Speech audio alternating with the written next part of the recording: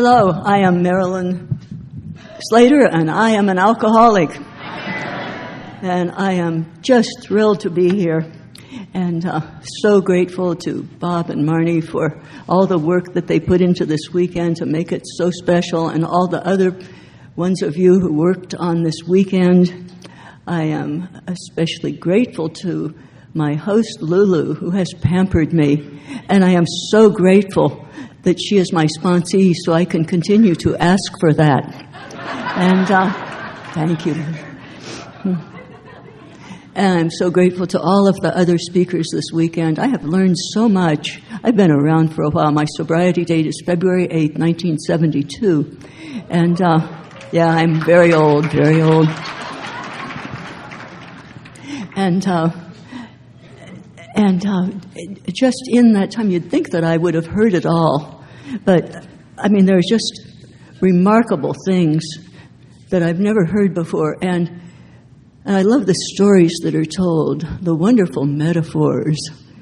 We have many in Alcoholics Anonymous now, and I'm going to tell a few of them. The one that I just was reminded of recently is that feeling that we have when we come into Alcoholics Anonymous.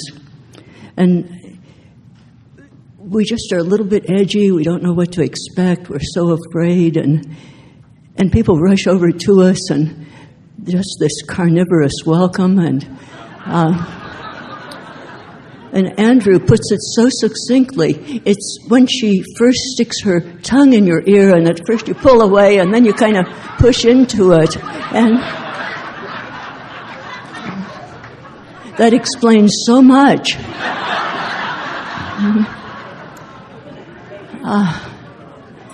Stateline, what a weekend, too. He was right about our brains need a rest after a while. And lunch, too, so I'm glad that you all had a chance for lunch.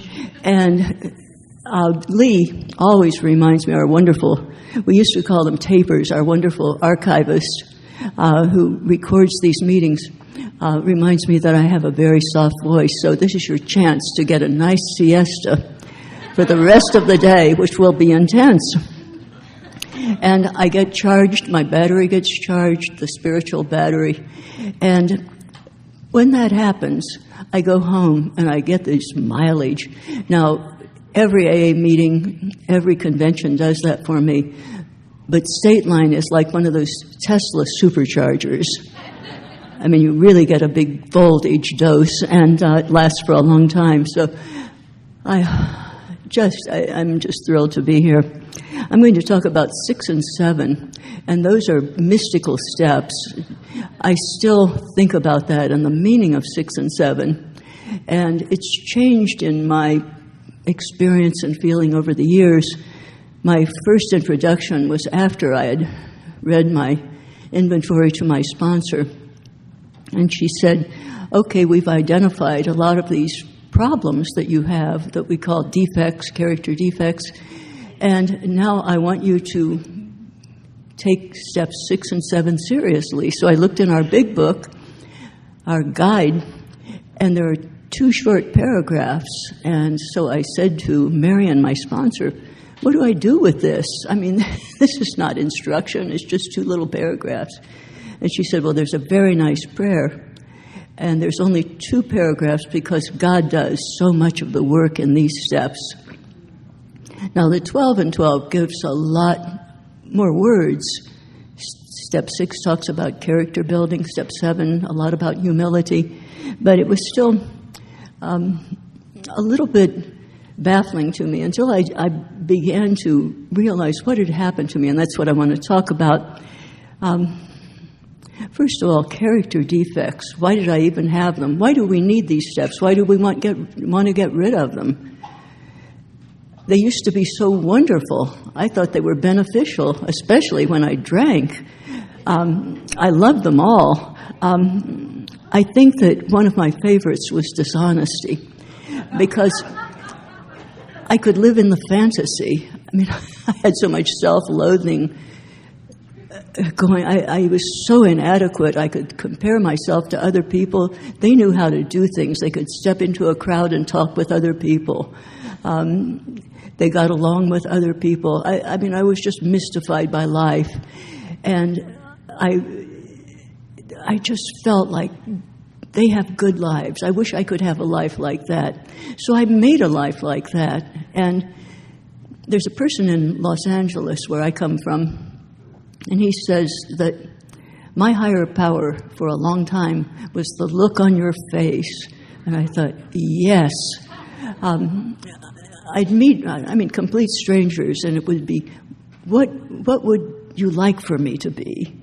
And I'd try to get hints, and then I'd try to be that by just telling a bunch of lies. And that worked many times. And I could be that person for a little while. And I often did that at the university. I wanted to be a scientist, and I'd gotten to the place where I really was. I had a white lab coat. I had a research project. I was in a lab. That was before I started drinking. And I wasn't happy about it because I envied everybody else there. They had what I wanted. I didn't have it. I wanted them to make terrible mistakes so I could be joyful. The word Tom introduced Schadenfreude. Yes, the delight over somebody's downfall. So I was sitting at UCLA in the coffee shop, and there was a person at the table, a fellow, and he sort of began a conversation, and so I began to talk to him, and I wanted him to like me. I always so desperately wanted approval, wanted just please like me.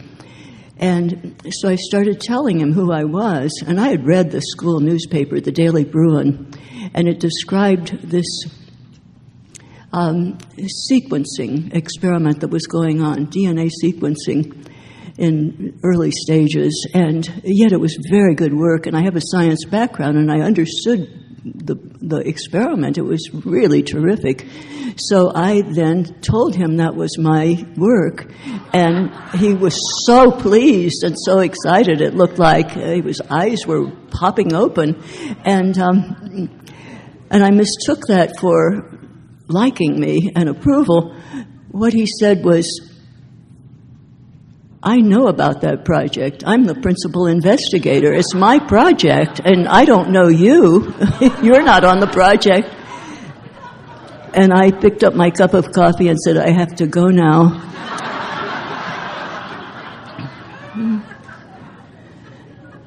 And that happened many times over several incidents. I just never learned because that rush of living in that fantasy, when it worked, it was beautiful. I could be somebody else for a while. And then when I began drinking, I didn't start drinking until I was 20, almost legal age. And I started drinking there in the lab. And when I'd go out and tell these crazy lies to people, and get caught in them, I could drink, and so I didn't pay the tab for this kind of stuff. And that was true for lots of other defects, so-called defects. I had, after I got sober, I came into this program. I had a sponsor, the wonderful Marilyn, and I've always had wonderful sponsors, and Marilyn was that first. And I used to tell her how guilty I felt. I feel so guilty. And she said, guilt is a selfish pastime. It's pride in reverse. If you can do something about it, do it. But if you can't, forget about it. I would rave on about that. I also used to make homemade cards for people. And that stimulated a lot of pride. And that's when pride felt really, really good. Because if I could make homemade cards for people and they got read at the birthday parties, we celebrated 1 year, 2 years, 5 years, and all the cards would be read, then people would say, ooh, that's really nice.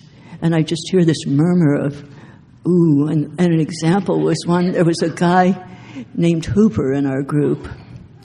And I thought a lot about that, so I drew a picture of a tree with a couple of owls in it, and the front says, who,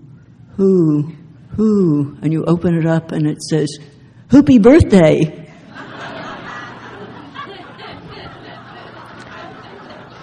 And there were the ooh, and I would just swell up with pride. Maybe someday they will like me and they'll think I'm clever. And then there was a 3-year birthday party for Carol, and no cards or presents were opened at the 3-year birthday party. But I made this fantastic present. I got a great big box and made a cardboard panorama that spread way out and cut a lot of faces and people out of magazines and glued them on the cardboard so that you would look at it and just see an array of people, sort of like here, what I'm seeing. And then I got an artificial microphone and I put it right in the center. Now, Carol wouldn't ever participate in meetings because she was deadly afraid of that kind of thing, of getting up and speaking in public. And so I even got a little toy artificial bullet, and I said, now just bite the bullet, step up to the microphone, and practice. This is a practice podium. And I wrapped it up in a big package and took it to the birthday party. Now, they don't open cards and presents for 3 years, but I'd made this elaborate gift, and I was hell-bent on that being opened, I'll tell you. I mean, this was my pride and joy, and I would move up a notch in the acceptance category. And so I kind of worked around, and I finally convinced some people that Carol really ought to open that.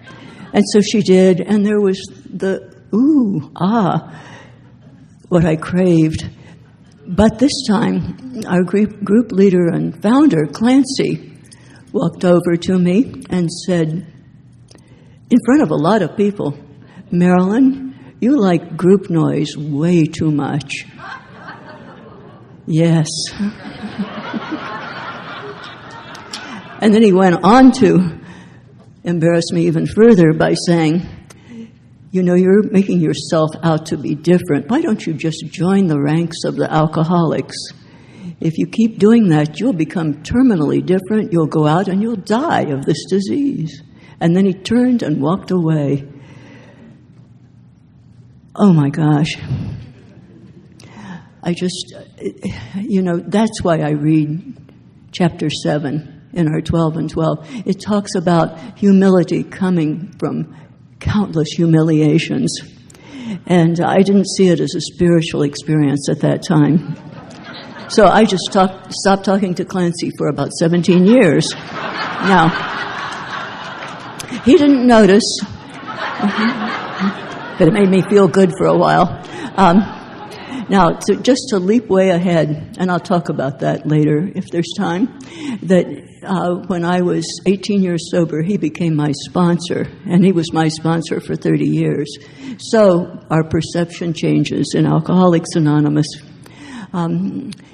Marianne also, with that inventory, had introduced me to these other character defects that I should think about. And one was, there's pride, anger, lust, envy, greed, gluttony, sloth, and the mnemonic is eggs, pal. Envy, greed, gluttony, sloth, pride, anger, lust. Lust. Yes, there was talk about lust today. It always implies sex to me.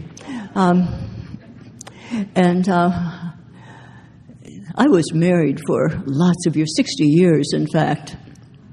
And I always thought of sex as a selfish pastime.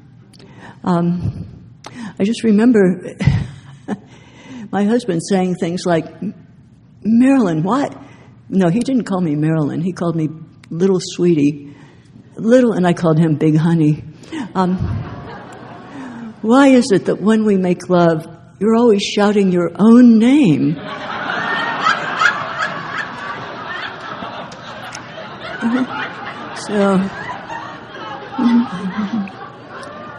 So that was a clue that the focus of my life was on myself.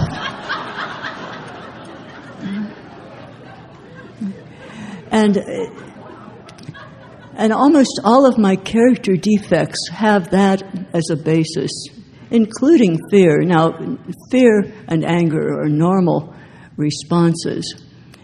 And if you suffer abuse or see some injustice, of course, there's that instant anger, and that's a normal human response. But people who are crazy like me can carry that into paralyzing fear, and that's the character defect. When I stop doing what I should be doing just because I might bring on something bad, there might be something bad happening. But in the program, in the solution, there are ways of avoiding something that's frightening.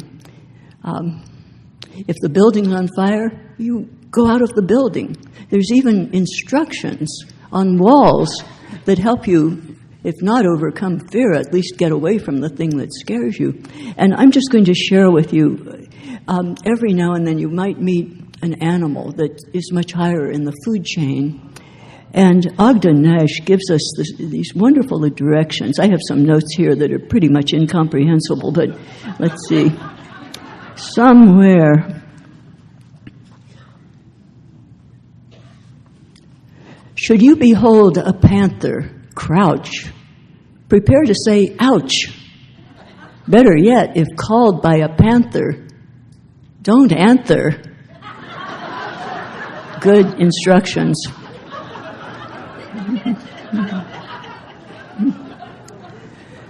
I think that the character defect that I suffered from the most and continue to suffer from to this day is a fixation on other people, an unhealthy dependency. And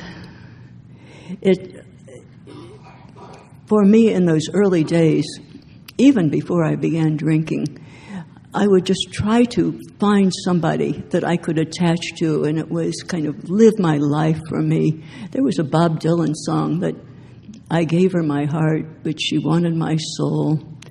I just wanted to attach to you, sort of like a tick, and suck out your soul. And I did that with Bill, my husband, and that poor man, he just suffered so terribly. He loved his work, thank God, so that he could just go away and do something he liked.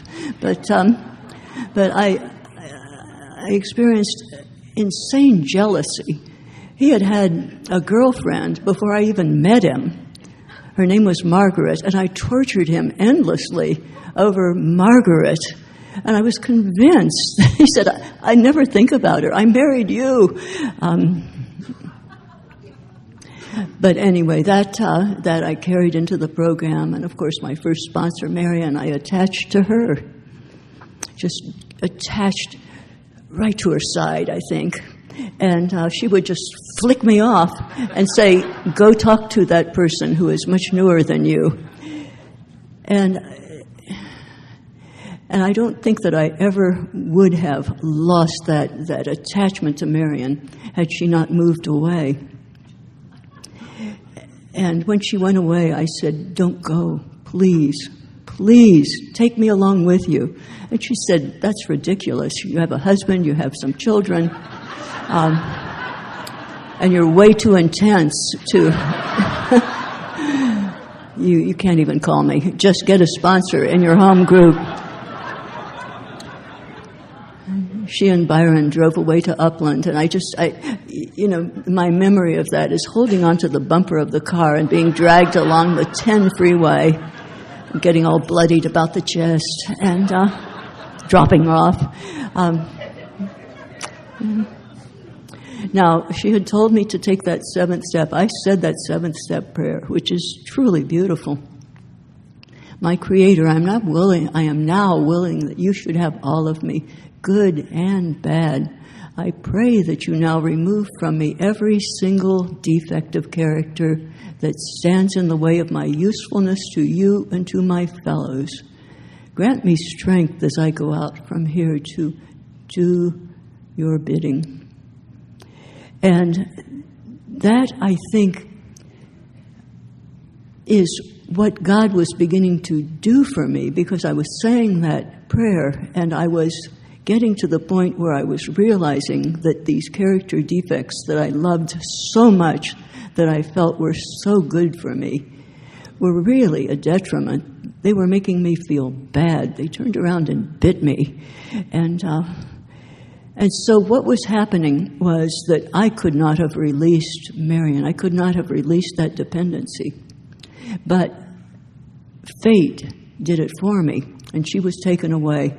And that fierce dependency got transferred to a whole constellation of old-timers, to the fellowship ultimately, and then finally to a higher power, to a great degree. But I still, because I am human, in weak moments I can attach to you, so beware. Any warm mammal is in danger.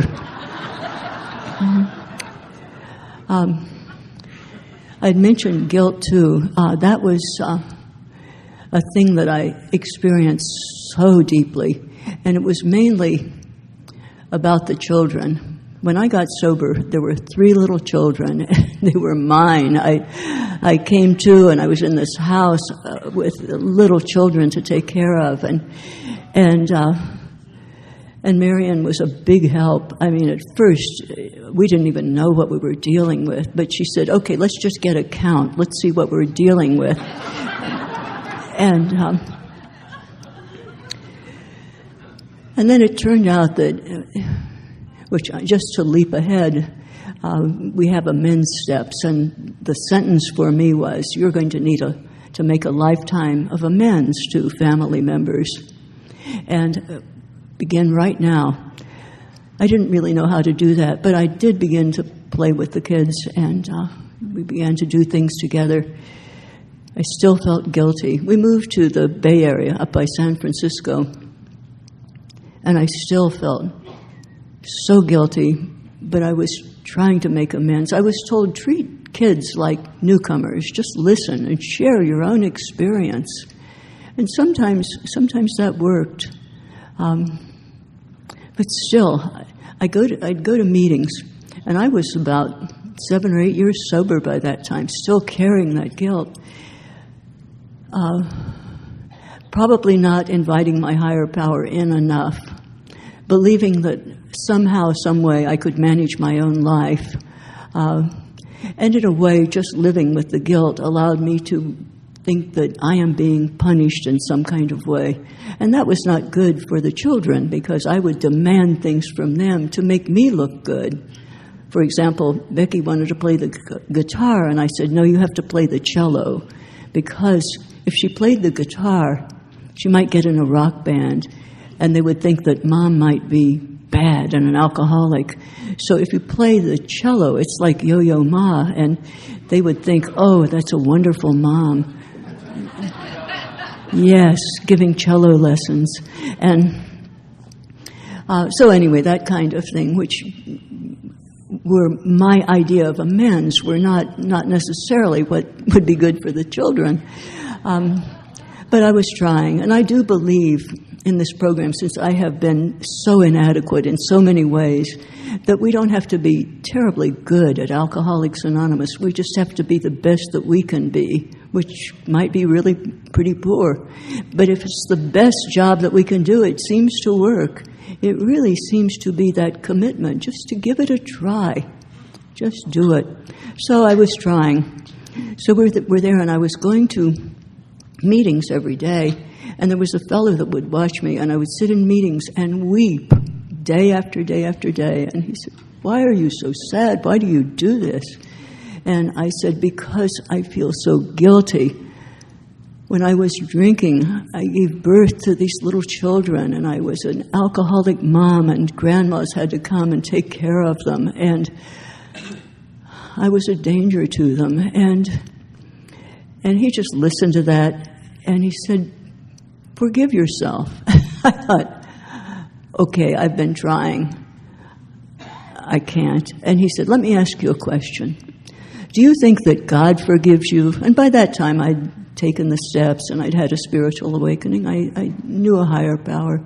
And I thought about that.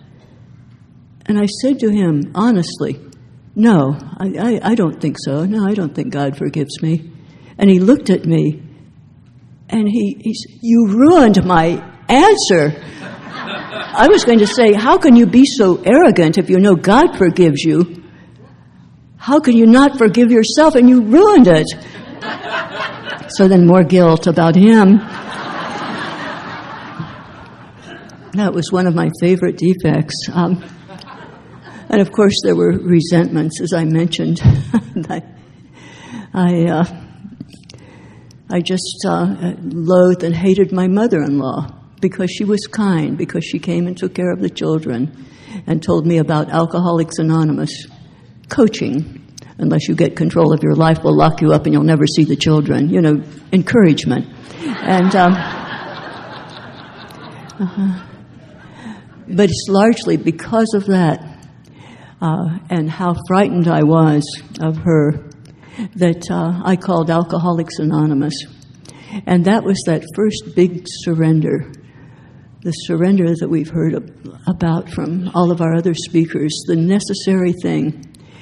And the first surrender was just calling central office. And I called them, and they got my telephone number and sent somebody to get me, a 12-step worker. And that was the wonderful Lorena, who is sober well over 50 years up in Ojai, California. So 12-step work is good, reaching out to others.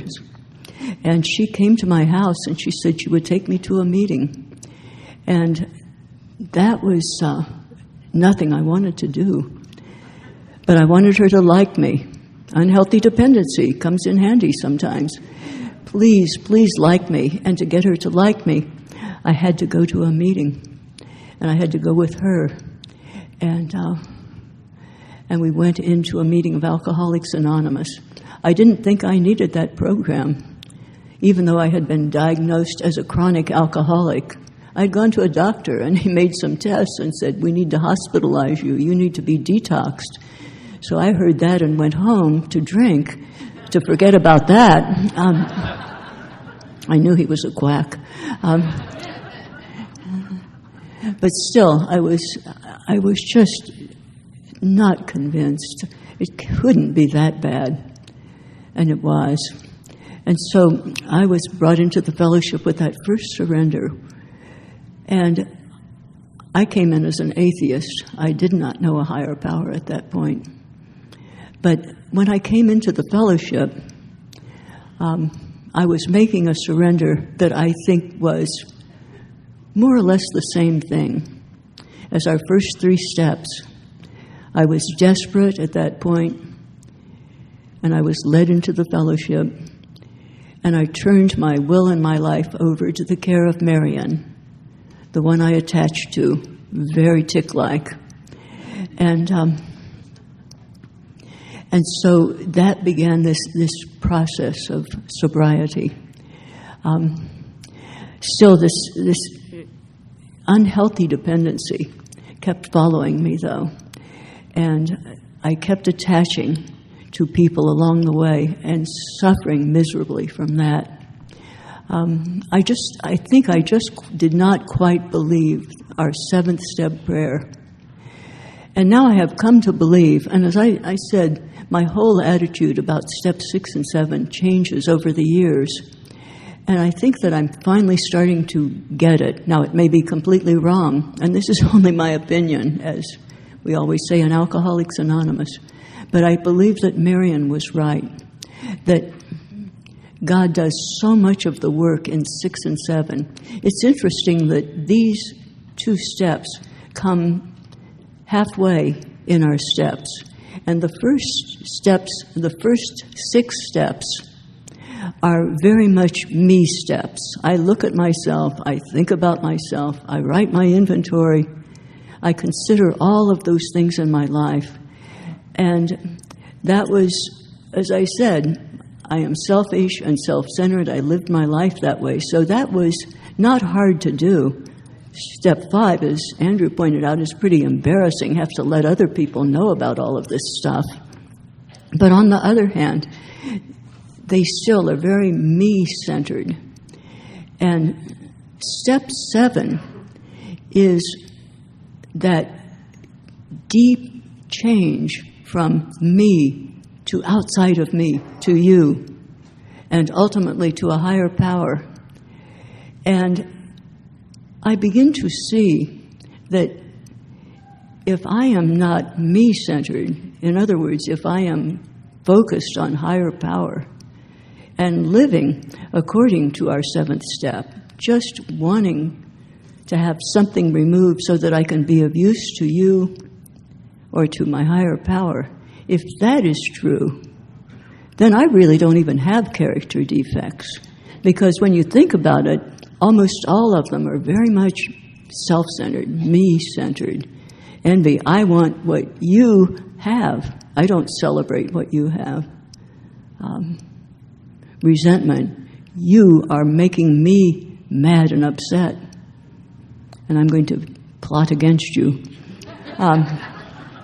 All of these are very much me-centered.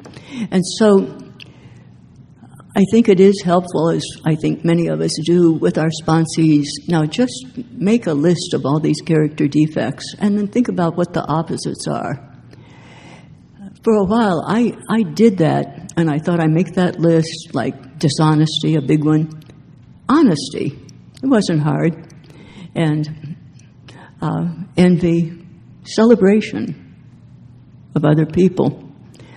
Selfishness, unselfishness. I mean, I know the English language, and I could figure out opposites. And for so long, I thought, now I have to do this. I have to act better than I feel.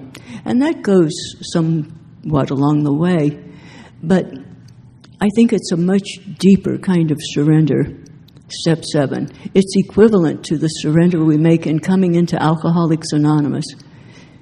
Powerless over alcohol. Powerless over character defects. I am who I am.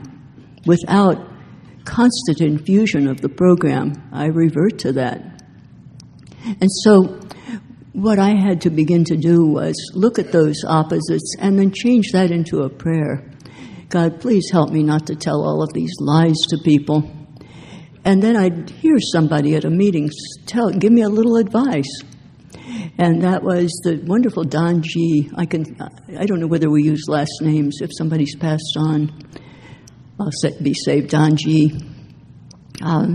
Said that he would often catch himself telling a lie, and he would just stop at that point and say, I've just told you a big lie. And then he'd tell the truth. And I just thought, how could anybody do that?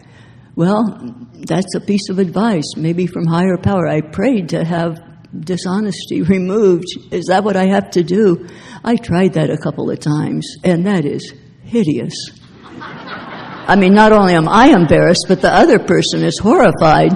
And but I'll tell you, it's cut down on my lying quite a bit. So, and with these other things too. So, what had happened was that there became a transformation, and my focus was not so much on how to make myself a perfect human being by concentrating on these character defects and their opposite and doing this all myself and turning myself into somebody good, but to relying on the advice I was getting and should have been listening to all along. Now, there is one piece of literature that is called Emotional Sobriety that is put out by the Grapevine. And the first story in it is an essay that Bill Wilson wrote in the AA Grapevine on emotional sobriety. And he talked about unhealthy dependency. Again, he talked about that in correspondence with Father Ed Dowling. Father Ed had become his spiritual advisor. And Bill apparently was plagued by unhealthy dependency, and he, in fact, attributed his deep depressions to the dependency that he had on people, places, things, authority, and that's mentioned in a couple of our steps and traditions. This idea of making something else a higher power. We really have one higher power, which we never can understand, but as we sort of understand, God beyond all human and institutional gods. And he had found that by turning outward and helping others, that was the best thing in letting go of this unhealthy dependency. And I think that step 7 And the rest of the steps, 7, 8, 9, 10, 11, 12, are these other focused steps where I get outside of the me focus and I turn my attention to something outside of myself. And with this Alcoholics Anonymous, I mean, we get crops of newcomers, especially after the holidays. Vince Y. used to talk, that was our membership drive. And they come in and they need us desperately. They don't know it yet, but we probably need them more. And by doing that, I began to work with others. I began to sponsor people, and that's been a huge part of my program. I love the people I sponsor, and I learn so much from them because I can see in them what I need to change in myself, and that is wonderful. I can't face it in myself. And so because of that focus on them, I begin to tell them about things that I used to do all the time. And like telling lies and so forth. And then I begin to realize there's an observation here that I'm not doing that so much anymore. Talking about fear, I begin to realize that I am not paralyzed by fear anymore. Now, that's after quite a few years. But that was such a revelation to me that when I began to adapt this idea that turning outward and taking the rest of the steps, working with others, and somehow letting God enter into my life and just having that willingness, being humble about my character defects, might have some kind of profound outcome. And sure enough, it did. By the time I was in my teens in sobriety, I had, just by practicing the program, working hard in the program as hard as I could, I had turned into a person that passes for normal on the outside. And I had made amends to the director of a lab where I'd worked, and he rehired me of all things, and I went back to work. The children were growing up, and they were happier now. And I don't know when all of that guilt subsided, but sure enough, the program did work just by making steady amends. One day I realized I was saying to somebody who was much newer, I know you feel guilty. Moms can feel very guilty. But I don't feel that anymore. And how did that happen? There's another metaphor, another wonderful story in Alcoholics Anonymous, told by the great Sandy B., who passed away a few years ago, who has been a great inspiration to me through the years for all kinds of reasons. But he told a wonderful story in 1976 at Palm Desert, Drop the Rock. And there's even a little book that's come out called Drop the Rock that story is the basis of.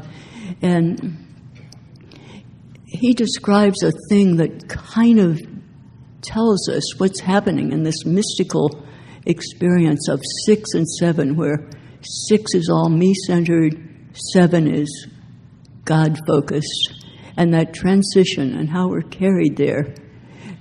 And he talks about somebody trying to swim with a great big rock, and the rock represents all of those things that separate me from you, character defects, a lot of guilt, stuff that we need to make amends for, carrying that around and trying to swim, and so it's pulling him down. And there are people on a ship at safety, and they throw him a life preserver, but it doesn't do a bit of good while he's holding on to that rock.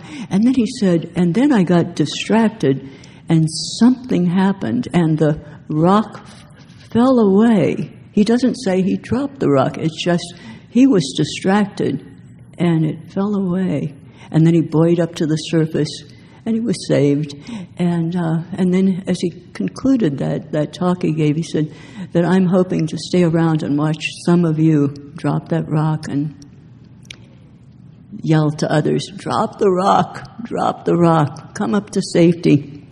And I'm a reader of news. I'm always fascinated by headlines, and I hope I brought it. Yes, I did. So there was a news story from the Sacramento Bee, May 26, 2015. Man swimming with rock drowns on his birthday. A man who was trying to swim across a pond with a heavy rock apparently drowned at Oroville Wildlife Area. The Highway Patrol said that Austin Haar of Gridley was attempting to swim across the Dredger Pond at the wildlife area while holding onto a rock. At one point, Haar went under the water and did not emerge. Alcohol is thought to have played a role in Haar's death, according to the California Highway Patrol. If only he had gotten to the program and heard Sandy B. Drop the rock. So, I was sailing along fine. I think that I just found that rock was slowly dropping away from my life, and I was not plagued by so many burdens. And as I said, I had a job. It was a good job. I'd gone back to school and finished some work, and the children were doing fine. I was getting along with Bill and kind of letting go of Bill and letting him be just plain Bill and not trying to make him into whatever I thought he should be. And it varied from time to time. And what was happening, though, was that because Alcoholics Anonymous, these first, well, all of the steps really, but they had civilized me and they had taught me how to work because I took commitments in the fellowship. Because that was happening, I was being successful for the first time in my life in work. I was getting stuff done. I was getting promoted. And without my knowing what was happening, I was beginning then to take on these lesser gods, money. I wanted more money. I earned a good salary, but other people had a bigger salary, and I wanted that. I wanted your salary. Now, if I engaged in a little character assassination, I might get your job. And these character defects began to creep back. We had a wonderful fellow in Los Angeles. He was the sponsor of Father Tom, Terry R., Father Terry. And he would say things like, don't expect to get over too much. And he would talk about character defects never being eliminated. They were just kind of hidden away. They're put in a cedar chest, maybe. And they could always come back out. I am a human being. I am a flawed human being. And the program keeps me in balance if I stay with my program. And I was lightening up on my program because, I had to work. I had to get more money. We could buy a bigger house if we had more money, certainly a better car. And that old envy came back in, the resentments. Other people were doing better. They were not kind to me. I needed a lot of kindness and love. Never could get enough. It was all coming back. But how it felt to me was life just isn't as interesting as it used to be. It's not as much fun. It's getting gray. And I remember those good days in Alcoholics Anonymous. And I went along like that for a while. And just by chance, my daughter, the youngest, Susie, there were Becky, David, and Susie. And Susie was the youngest, and she had gone to Israel for half a year and lived on a kibbutz because she had a friend, a little friend who was an Israeli. And her friend's parents made it possible for Susie to go along, even though we're not even Jewish. So that was a great privilege.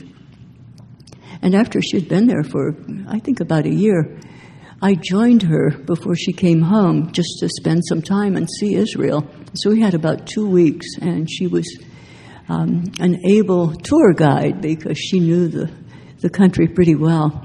And I think I was rescued in that trip, and I'm sure I was rescued by my higher power.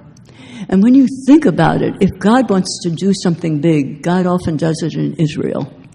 I mean, the birthplace of 3 major religions, for example.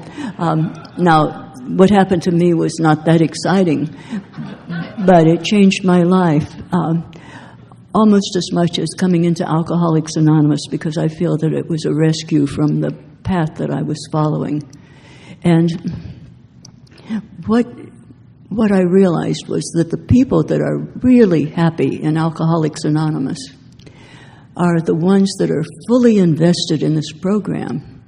They are being of service in every kind of way. And, I mean, we've got a room full of them right now. And everybody's happy. Well, I suppose a few of you are sad, but get to work. Yes, I see some people pointing fingers at their friends.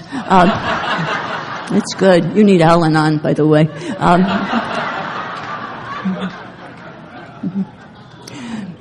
But I got it, and it happened. I mean, we were at the Sea of Galilee, and I have a picture of it. I took a picture of Susie, so it's a reminder. She's just standing, and the wind was blowing through her hair, and I just thought, I want that freedom that picture represents. And I apologized to my higher power. I said, I've been taking all of this goodness that you've put in my life, and somehow I thought it's all for me again. And I'm trying to further myself in all kinds of ways and managing my life and not giving you enough. Please, please, put me to service like these happy people. And I think, was it Paul who mentioned that at some point he thought that he had to go to Calcutta and turn himself over to Mother Teresa. And that was my thought, too. I mean, do the big time, of course. My daughter heard that, and she said, well, yes, I hear that. We all love Mother Teresa, but why don't you talk with those friends in AA when we get back home? Which I did, and they were kind of like Susie. You have a family here, you're not Catholic, you don't know the languages of India. Maybe it's just get more active in Alcoholics Anonymous. Sometimes I get these messages from God, but I need an interpreter, like sponsor. And so I threw myself back into my birthplace, which was the Pacific Group, which is a big active group in West Los Angeles with Clancy, who had the founder and group leader, sponsor of many people in the group. And that was kind of scary, but on the advice of a lot of people, I knew that would do the trick, and it did, because you don't even have to try hard. You just go into a meeting, and somebody will get you into service. Can you stay after the meeting and help us scrape the gum off the sidewalk? Can you go to Bakersfield this weekend for me? I can't make it. Just go up and speak. Can you come with me to a panel tonight after the meeting? It only lasts till midnight.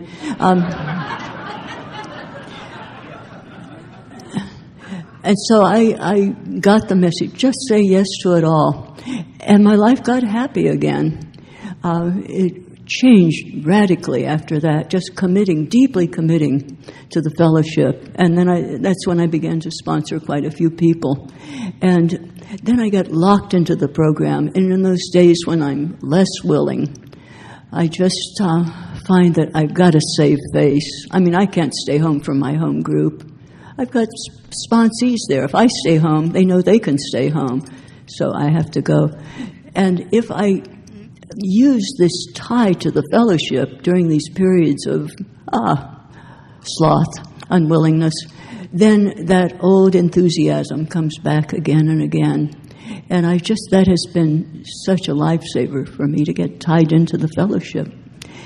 And what happened was that I was kept sober, first of all. But by that activity, there was just a kind of resilience, I think. We talk about putting sobriety in the bank for those days when we need it. And because I'm very old, I've suffered some losses. And, Clancy, my sponsor of 30 years, left about 3.5 years ago. And he left a big hole in the fellowship, and we all miss him terribly. But he left a great legacy, too. I thought I could never have another sponsor after Terry. Who could it be? I'm sober longer than most people in my group. I'd been going to retreats with Father Tom, who spoke earlier, and I've been a follower for many years of his. And I was at a retreat 2 weeks after Clancy passed away. And Tom said, just out of the blue, he said, I'll sponsor anyone. They often don't call me, but I'll sponsor them. And I thought, oh my gosh, that would be a perfect sponsor for me. And he said he would sponsor anyone. And indeed, when I asked him, he just said, I think he doesn't say too much. It was something like, here are my telephone numbers, and I will sponsor you as long as you understand that I know little and less. And okay. But it has been really wonderful to move into this new relationship. And I want to tell another story. It was the Sandy B story, but Bob D., our very own Bob D., tells a story that I love so much because it represents 6 and 7. It also represents for me the Fellowship of Alcoholics Anonymous. And he talks about a little girl, and she was getting a candy bar from the vending machine, and her parents noticed that somehow her hand had gotten caught in the vending machine, of all things. And they tried to work with her, and she couldn't get out her little hand.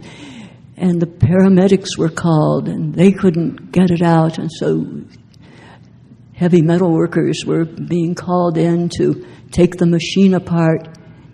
And one of the paramedics walked over and said to her, "Now, honey, are you holding something in your hand?" And she said, "Yes, a candy bar."